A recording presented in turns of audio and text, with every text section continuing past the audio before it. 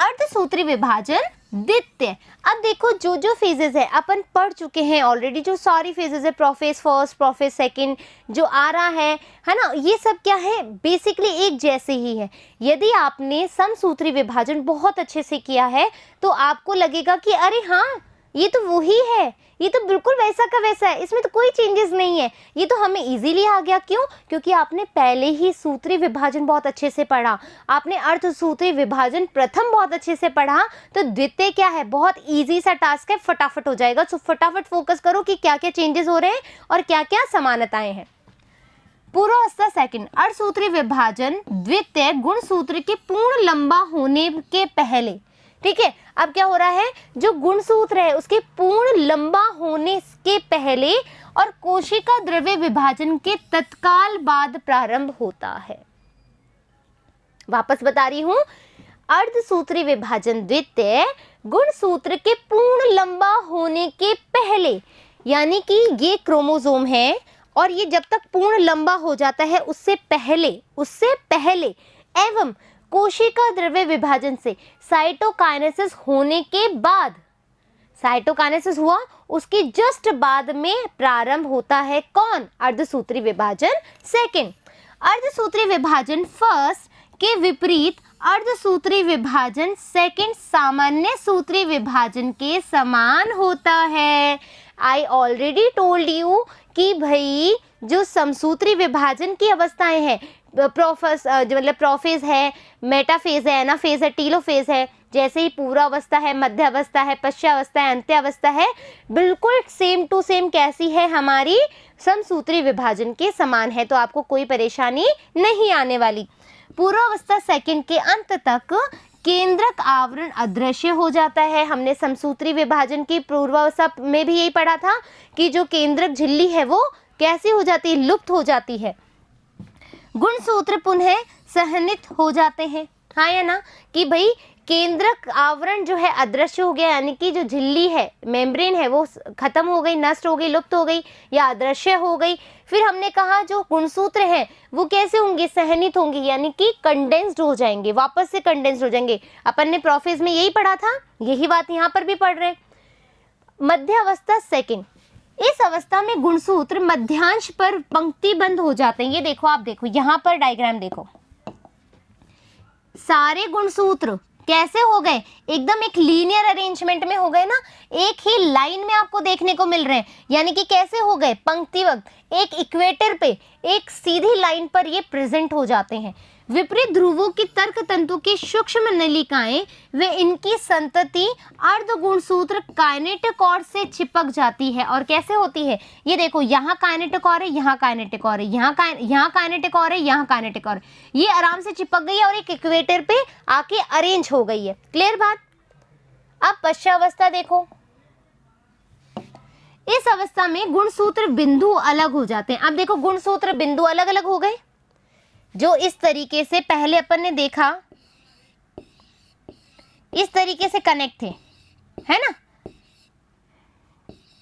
इस तरीके से कनेक्ट थे पहले कब, इस वाली अवस्था में इसी तरीके से कनेक्ट है। अब आप देखो डायग्राम, अब क्या हुआ, कुछ तो इधर चले गए, येलो कलर से बनाती हूं, ठीक है, कुछ तो इधर चले गए, है ना, और कुछ कहां चले गए, इधर चले गए। ठीक है, आया समझ में, यानी कि जो गुणसूत्र बिंदु है वो भी अलग हो गए। इनसे जुड़े संतति अर्ध गुणसूत्र काइनेटोकॉर से जुड़ी हुई सूक्ष्म नलिकाओं के छोटा होने से कोशिका विपरीत ध्रुवों की ओर चले जाते हैं।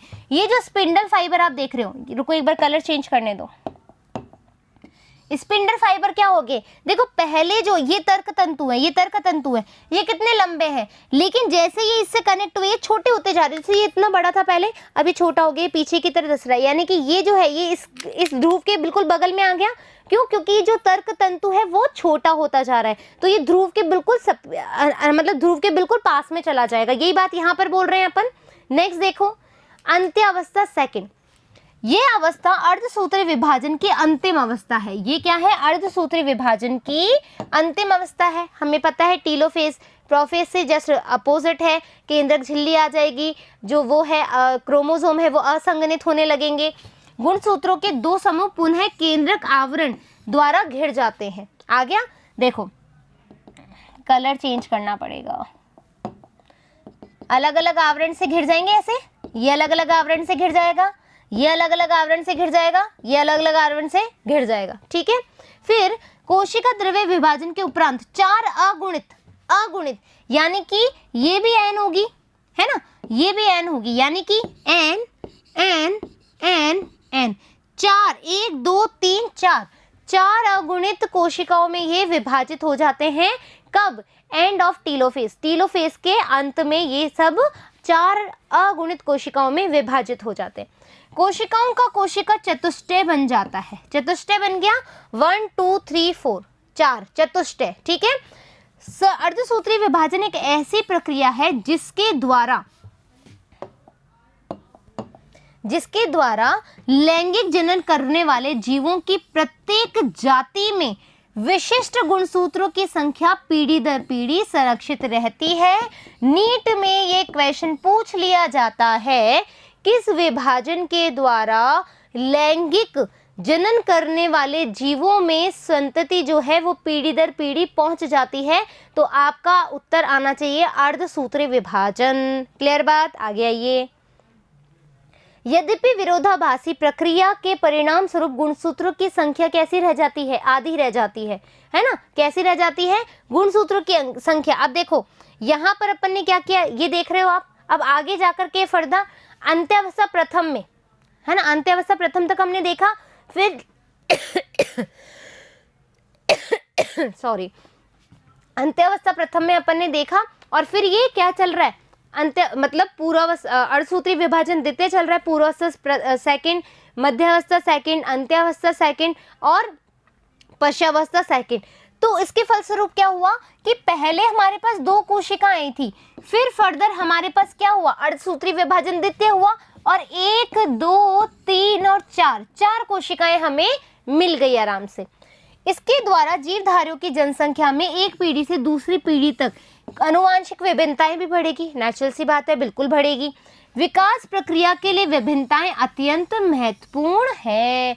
इस तरीके से आज हमारा कोशिका विभाजन और कोशिका चक्र वाला जो अध्याय था यानी पूरी तरीके से कंप्लीट हो चुका है। अकॉर्डिंग टू मी कोई भी दिक्कत आपको नहीं आनी चाहिए। यदि कोई भी दिक्कत आ रही है किसी डायग्राम में, कोई चीज़ को ना समझने में, तो आप मुझे कमेंट बॉक्स में कमेंट कर सकते हैं, आप जानकारी ले सकते हैं। मैं जल्दी मिलूंगी इस चैप्टर के क्वेश्चन आंसर के साथ में। जब तक धन्यवाद।